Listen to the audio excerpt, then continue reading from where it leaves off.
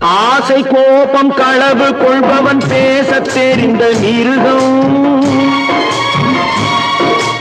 அன்பு நன்றி கருணை கொண்டவன் மனித வடிவில் தெய்வம். இதில் மிருகம் என்பது கள்ள மனம், உயர் தெய்வம் என்பது பிள்ளை மனம்.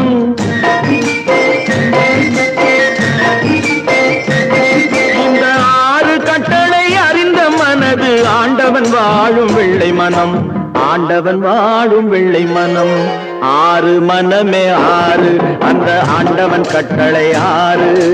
தேர்ந்து மனிதன் வாழும் வகைக்கு தெய்வத்தின் கட்டளை ஆறு, தெய்வத்தின் கட்டளை ஆறு.